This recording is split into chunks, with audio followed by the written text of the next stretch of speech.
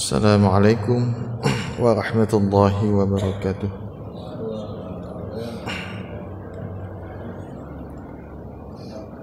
Alhamdulillah nahmaduhu wa nasta'inuhu wa nastaghfiruh wa na'udzu billahi min shururi anfusina wa sayyiati a'malina may yahdihillahu fala mudilla lahu wa may yudlilhu fala hadiya lahu. Asyhadu an la ilaha illallah wahdahu la syarika lah. Asyhadu anna Muhammadan abduhu wa rasuluh.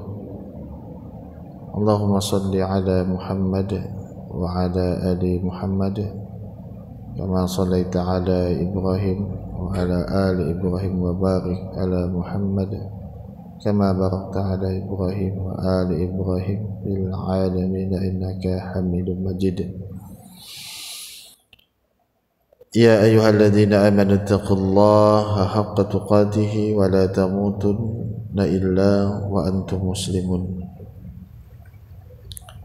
Jamaah salat subuh rahimakumullah. Alhamdulillah, segala puji milik Allah Subhanahu wa taala.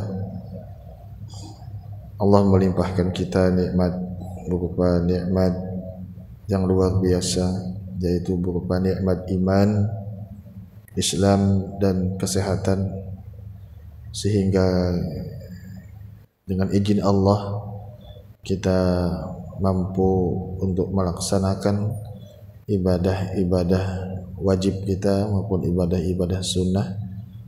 Terkhusus pada kesempatan kali ini salat subuh berjamaah. Seperti biasa di subuh Rabu membacakan beberapa persoalan tanya jawab seputar agama yang disusun atau yang dirangkum melalui buku tanya jawab yang ditulis oleh tim Majelis Tajid dan Tajdid Pimpinan Pusat Muhammadiyah, yaitu kami mengangkat pada salah satu tema di jilid yang ketiga halaman 49, yaitu berupa masalah tempat sholat. Masalah tempat sholat. Yang pertama adalah tempat sholat fardu dan sholat sunnah. Maka di antara kita ada yang ketika selesai melaksanakan sholat fardu, kita berpindah tempat, dan memang ini disunahkan. Tapi ada beberapa hadis juga nanti akan kita sampaikan. Apakah kita setelah sholat fardu itu kita memang disunahkan? Apakah ada dasar ataupun dalilnya? Maka ada pertanyaan, apakah ada tuntunan dari Rasulullah Sallallahu Alaihi Wasallam yang mengatakan bahwa tempat mengerjakan sholat fardu itu tidak boleh lagi digunakan untuk sholat sunnah? Kami sering melihat orang sholat fardu dan setelah selesai lalu pindah tempat. Ada yang bergeser sedikit, ada yang maju untuk mengerjakan sholat ba'diyah. Mohon penjelasannya. Arsyad Har Dompu NTB dan penanya lain yang menanyakan hal tersebut berhubungan dengan jawaban di Suara Muhammadiyah nomor 9 tahun ke-79 tahun 1994. Jawaban dari Majelis Tarjih, ada 3 riwayat yang mengatakan perpindahan tempat sholat fardu. Jadi setelah sholat fardu melaksanakan sholat sunnah, maka di sini Majelis Tarjih menemukan 3 riwayat yang mengatakan perpindahan tempat sholat fardu ke sholat sunnah. Yang pertama tentang larangan Nabi kepada imam, ini khususnya kepada imam, untuk sholat sunat di tempat sholat fardu. ya, sehingga pindah darinya. Ya, jadi khususnya terhadap imam yang setelah melaksanakan sholat fardu maka dia berpindah dari tempatnya. Mengapa demikian? Dikhawatirkan ada anggapan bahwa ada sholat lagi. Ya, makanya berpindah dari tempat imam tersebut ke tempat yang lain. Riwayat itu didapat dari Al-Mughirah bin Syu'bah yang diriwayatkan oleh Abu Daud dan Ibnu Majah sebagai berikut. Dari Al-Mughirah bin Syu'bah radhiyallahu, ia berkata, bersabda Rasulullah sallallahu alaihi wasallam, la yusallil imam fi maqamihi alladhi shalla fihi al-maktubah hatta yatanahayya anhu. Janganlah imam salat sunat di tempat ia salat fardu sehingga ia berpindah darinya. Hadis riwayat Abu Daud dan Ibnu Majah. Ya. Hadis tersebut menurut Abu Daud sendiri yang meriwayatkan hadis itu mengatakan bahwa ada seorang perawi yakni Atta yang tidak bertemu dengan Al-Mughirah karena Atta lahir pada tahun wafatnya Al-Mughirah. Jadi hadis ini munqati, atau dalam pengertiannya hadisnya ini terputus perawinya, baik itu di awal ataupun di tengah ataupun di akhir. Jadi termasuk ke dalam hadis yang dhaif. Karenanya tidak dapat dijadikan dasar.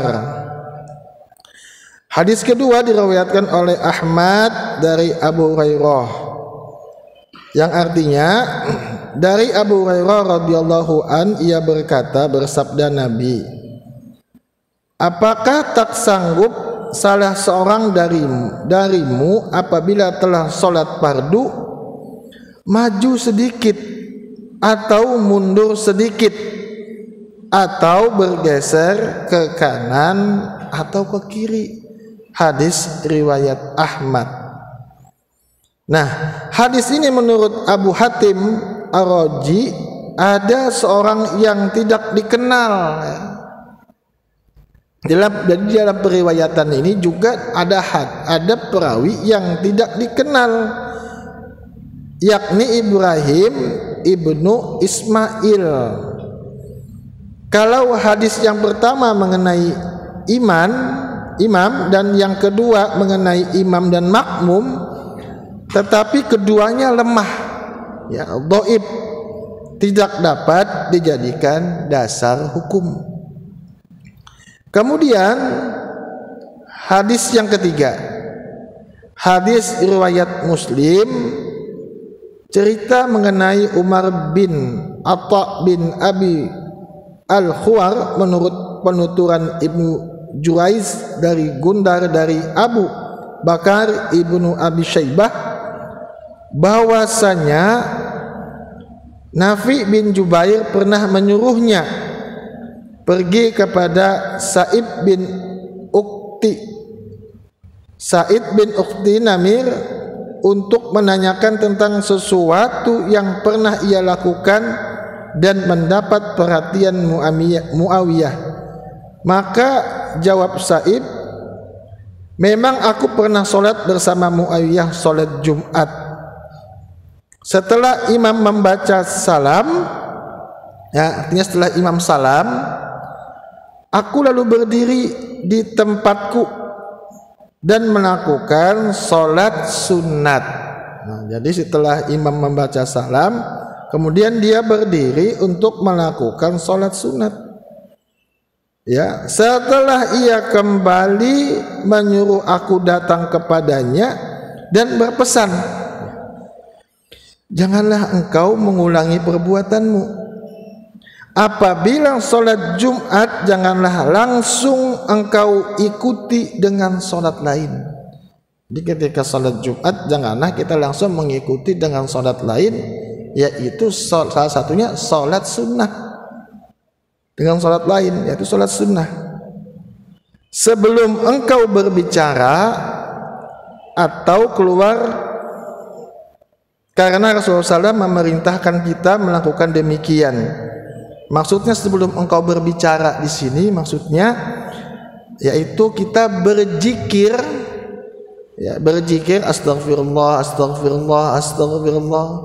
Kemudian ditambah lagi dengan tasbih misalkan, atau yang disunahkan, hal-hal disunahkan lainnya. Maksudnya hal yang demikian, karena Rasulullah SAW memerintahkan kita melakukan demikian, ialah agar kita tidak langsung menyambung sholat dengan sholat lain sebelum berbicara atau keluar.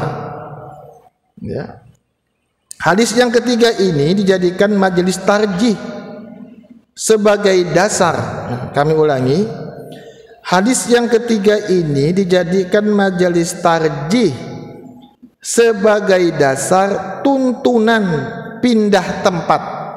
Jadi dasar hadis ini menjadikan majelis tarjih untuk kita setelah selesai sholat fardu pindah tempat. Bagi seseorang yang melakukan sholat fardu, disunahkan kemudian melakukan sholat sunnah. Nah, ini pendapat majelis tarjih. Kemudian hal ini disebutkan pada halaman 319 dan 326. Kemudian tidak disalahkan juga, majelis ini juga menyampaikan, tidak disalahkan juga kalau ada yang memahami hadis di atas bahwa pindah tempat atau berbicara kalau sesudah melakukan sholat Jumat saja, artinya dikhususkan pada sholat Jumat saja, karena yang tersebut pada hadis sholat Jumat. Jadi inilah pendapat majelis tarjih mengenai perpindahan sholat, ya, ketika kita melaksanakan sholat fardu kemudian kita berpindah. Jadi yang pertama tadi adalah di setiap sholat fardu, yang kedua ada juga yang berpendapat di setiap hanya Jumat saja. Dan inilah pendapat daripada tim majelis tarjih pada jilid 3 halaman ke-50 sampai ke-51. Semoga bermanfaat khususnya bagi kami yang menyampaikan dan kepada para jamaah sekalian. Kami akhiri, subhanakallahumma wa bihamdika asyhadu an la ilaha illa anta astaghfiruka wa atubu ilaik. Assalamualaikum warahmatullahi wabarakatuh.